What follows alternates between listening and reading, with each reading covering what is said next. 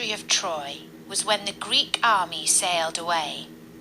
For 10 long years the war had raged, and many of the finest and bravest warriors on both sides had fallen in battle.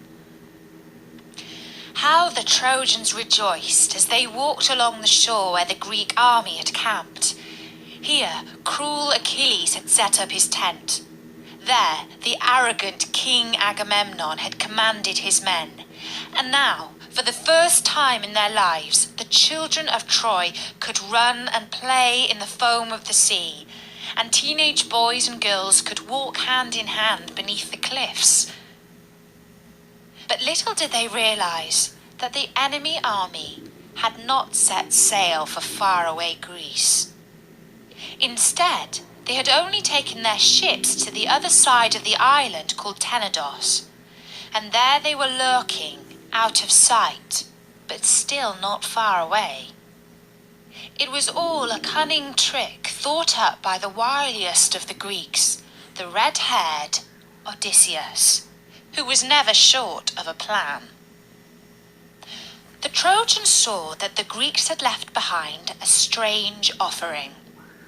It was a giant wooden horse, with ribs made from the planks of fir trees. The people marvelled at the massive statue, but there were different opinions about what they should do with it. Some wise old men saw that there was something not quite right about the horse, and advised that they should set fire to it straight away. Others warned that the gods would be angry with them if they did not honour the statue. After all, the wooden horse was dedicated to grey-eyed Athene, the great goddess of wisdom, and nobody wanted to feel her wrath. The crowd was wavering, and a white-bearded old priest spoke out above the murmur. "Fellow citizens, whatever this strange horse may be, remember this. It is always wise to fear the Greeks, especially when they are bringing gifts. By the great god Poseidon, lord of the seas, and by everything that is sacred, let us not fall into this deadly trap, for that is surely what it is."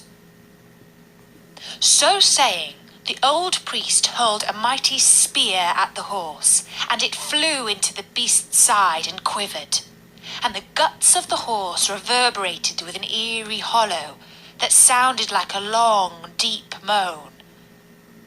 And had the Trojans decided there and then to set fire to that horse of death, their lovely city would be standing to this day, and the descendants of King Priam would still be living in peace and happiness. But just then, a Trojan patrol came upon the scene, and they brought with them a prisoner, a Greek called Sinon, who the army had left behind. "Now we will find out the truth," said the Trojan guards. "Let's poke this wretched Greek spy with our bronze spears until he tells us what this Greek gift is all about." When he heard this, the poor prisoner cried out, "No, please, don't harm me. I'll happily tell you all you want to know, for cruel, scheming Odysseus is no more a friend of mine than he is of you." And so, the Trojans listened to what Sinon had to say, and they tried to fathom whether or not he spoke the truth. "Do you not think that the Greeks would have given up this war before 10 long years had passed? Let me tell you that many times they planned to leave their suffering behind, as they have done now. But each time they prepared to sail away in their beaked black ships, the sea god Poseidon sent a terrible storm and whipped up giant waves on the wine-dark sea. They consulted a priest who told them the reason why the gods were inflicting such pain. You see, before he left his home in Argos, King Agamemnon, the great leader of men, waited an entire month for a wind to blow his ships to Troy. Eventually, he decided that the gods required a very special offering. And as usual, it was scheming Odysseus who thought up the plan. He sent for Agamemnon's own daughter, his darling Iphigenia, and told her that she was to marry swift-footed Achilles. She came with great joy and gladness in her heart, for Achilles was the handsomest and bravest of the Greeks. But it was all the most dreadful trick. Instead of marrying Achilles at the altar on the cliffs high above the sea, the priest sacrificed the lovely white-skinned young maiden to the sea god, and straight away that the foul deed was done, the winds began to blow. Now, 10 long years later, as we were waiting for a wind to take us back home, Odysseus came up with another plan. "I know," he said. "Let's sacrifice the most useless of those among us. Nobody will miss Sinon. He has only ever criticized our plans and called us leaders wicked and foolish. We once sacrificed an innocent young girl. Now let's give the gods the life of a man, and you'll see they will send us a fair wind to blow us swiftly home." But before Odysseus sent his guards to fetch me to my death, a rumor reached me of what he had said, and I ran into the woods and hid. And so the Greeks came up with a second plan to appease the gods, and you see the result before you. This magnificent wooden horse is their offering to say how sorry they are for all the needless death and destruction they have caused.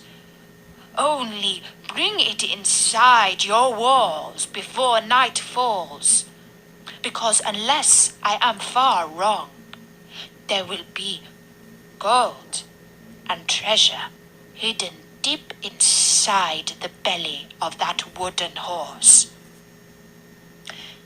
And when the Trojans had heard Sinon's tale, many of them were greedy for treasure, and they believed his wicked lies, for he spoke most convincingly. But still the crowd was uncertain what to do, until, that is, a most terrible thing happened. The old priest who had thrown his spear at the horse was standing by the sea, when a great monster came swimming into shore and carried him off in its jaws. It all happened in a flash, and the Trojans were filled with a strange terror. Sinon once again called out, "You see, Trojans, nothing but the truth I spoke. The gods have rightly punished that wicked old priest for sending his spear into the wooden horse." And now, nobody dared disagree, and the Trojans brought ropes and placed wheels beneath the statue's feet so that they might pull the wooden horse through the gates of their magnificent city. And as the ill-omened procession entered Troy, girls and boys danced around the horse, singing holy chants. There was rejoicing in the city, and even the fortune-teller Cassandra did not dare open her lips, though she foresaw the imminent doom. For the gods had given Cassandra the gift of clear-sighted prophecy, but had decreed that not one person would believe her. It was a clear moonlit night, and the Trojans carried on partying. Sinon the Greek had been set free, and nobody noticed that he had lit a fire on the beach to signal to the army on the island of Tenedos that the wooden horse was within the walls of Troy. Next, he returned to the city and opened a secret door in the belly of the horse, and the Greek band of warriors who had been hiding all that time within let down a long rope and were led to the ground by wily Odysseus, who was the first of them to stand in the central square of magnificent Troy. It was not long before the Greek intruders had surprised the guards on the main gates and killed them. Soon the wide doors were open, and the Greek army was surging into Troy. The Trojans were either drunk or sleeping, and in no way ready to fight. On every side the city was in turmoil.